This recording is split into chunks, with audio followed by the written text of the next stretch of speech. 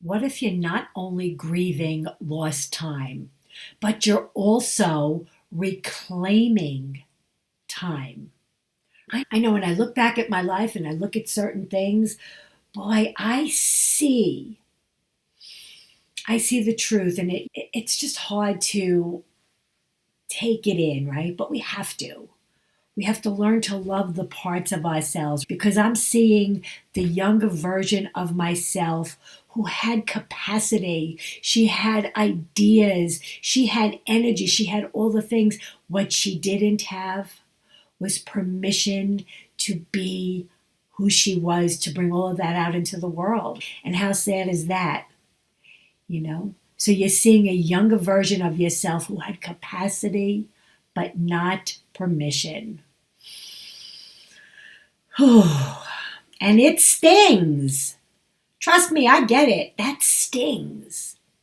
Like I'm recognizing I wasn't deficient.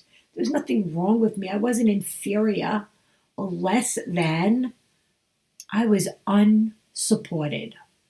And there is such a difference, right? So it's that reframing from inferiority to I was really unsupported. Bless my mother's heart, she tried, but she didn't have the tools herself, right? Yeah. And it's a brutal distinction. It really is.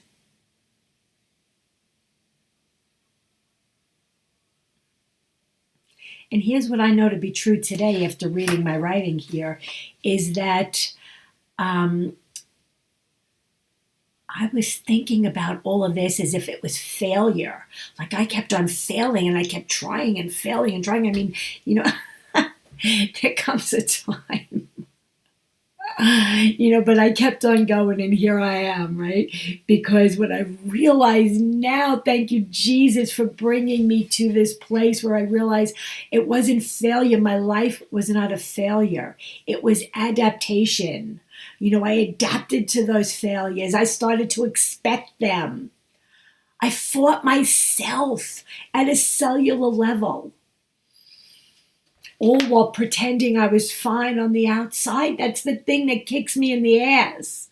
It's like, what the fuck were you doing? And you know what? At this point, it doesn't even matter. You know what matters is that it's like, oh my God, there it is. No matter how much it stings, it's better to be in awareness of it because that's how we free ourselves from it. That's where the liberation comes from it. It doesn't come from trying to deny it or hide it or push it down. It comes from looking at it right in the face and saying, oh my God, finally. You can open up. You can come out. I don't have to be ashamed. I don't have to hide it. None of that. That's liberation. And it's only for you. I'm only sharing it because I wish somebody would have shared it like that with me. Instead, I heard all this other like fancy talk about, how I should just be okay with it and just forgive. And fuck that. It doesn't work that way always. Maybe for some people it didn't work that way for me though. So if you're like me and you're still hanging on, you're not lacking anything but permission to stand in your humanity, embrace your own. Right? How are we embracing our own humanity? That's what this work is about. Because we all feel something like that. To one degree or another, it doesn't matter, right? We all have something. And like I used to tell my daughter when she was young and maybe she didn't like, her shoes or whatever, and she didn't get a new pair yet, whatever it was. I used to say, Sarah, anybody looking at your shoes? No, they're looking at their own shoes. Most people can't see past the point of their own nose. So turn that inward and know that you are everything you need. You have everything you need. God made sure that He made humanity that way. We just disconnected from it. We did it. We did it to ourselves. This is the conditioning. It's the conditioning of the world. We took it on when we were very young and we're still operating from it now. And you don't have to stay there. You could replace that operating system. And I'm not saying you pluck the old one out and pluck a new one in. That's not the work. If only, right? If only, then we would all have it. The work is staying in the work of life. It's life is the work and work is the life. It's one and the same. It's learning how to decondition the mind. It's learning how to be with the self. It's learning how to be okay and just say, oh my God. I'm not talking about like saying, oh God, please forgive me and then go back and do it again. Oh God, please forgive me and then go back and do it again. That's not what I'm talking about. And that's not what he was talking about either, right? John also said, why do I keep doing the thing I don't want to do and the thing I want to do I don't do? That's what I'm talking about. That's the conditioning of the mind. And that starts when we were very young, before we even had the capacity to understand that we were getting triggered and tripped up and taking on this fear energy, right? That's what happened. And when you look at it like that and you think, my poor baby girl self, how can I love you more? How can I bring you into the fold? How can I let you know that you are safe? Phew, because you are safe. If you are here, if you are breathing, if you are hearing my voice, take a moment, just look around. There's nothing chasing you, right? The only fear is the fear that's generating in your own body. So how could you stay with that and let it move through and understand it can't hurt you? What hurts you is the energy you use trying to suppress it. That's what hurts us. That's the message. What hurts us is not the thing we fear. It's trying to get away from the thing we fear.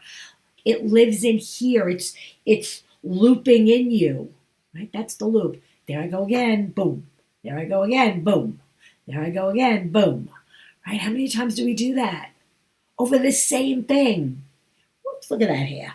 Because when this energy came on and we were this little, and like I said, we didn't have the capacity, so we ran from it, and then it just kept layering on and layering on and layering on. And this is how we built this cage around us, right? We're in this cage.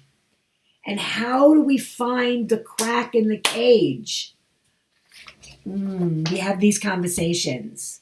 We have conversations that let us go, oh my God, I'm not the only one who thought that or who thinks that or who feels that or who wondered that. No, you're not. That's the human condition. Going back to Paul, he did it too, right? Yeah, you're not lacking. You're lagging. This work is about letting the body catch up, right? The mind is a meaning-making machine, and the body holds the core truth of who you were born to be. So really what this work is it's a remembering. It's a remembering who you were born to be. When your father's sperm and your mother's egg came together in that spark of energy that created you, there was purpose in that. So real-time awareness is the turning point, right? Maybe you get it right now, or maybe this is just causing you to go, I never really thought of it like that. You know, just allow wherever you are, just allow it, right? Don't try and get away from it, even if it seems friggin' crazy. Because sometimes, when we're like starting to experience something that we've been suppressing for so long, it scares us. That's where anxiety and stress come in. We get like afraid of, what is my body trying to tell me? And then we think it's something physically wrong with us. I'm having a heart attack. How many people wind up in the emergency room? Or they get joint issues and all kinds of things, headaches, because they're not letting that energy move through. So learning how to recognize that, right? I call it the half-second exit, right? Those micro moments. And then not performing, right? I don't want to perform anymore. I don't want to perform my fitness. Look at me managing my food. like a maniac. That was a full-time job, you know?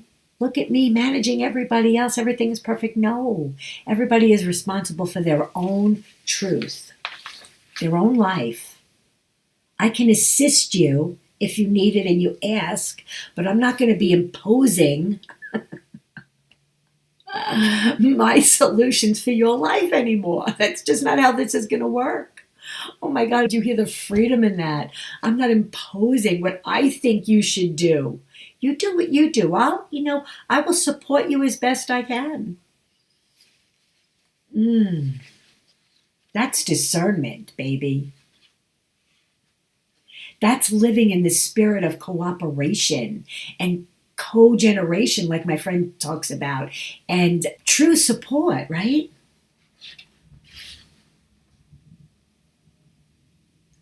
That's a nervous system steady enough to hear yourself, to know the truth, your truth. And when you know your truth, it's always better for everybody else. And then this becomes the everyday operating system. Are you kidding me? The peace I feel today is undescribable. Anyway, I hope you're having a great day. And if you heard anything today that struck you or that resonated with you, I would love to know about that. Because I believe that we are all in this together, and this is how we learn and grow, is when we reach out and share with each other. And I'll see you next time. And I hope to hear from you. Bye.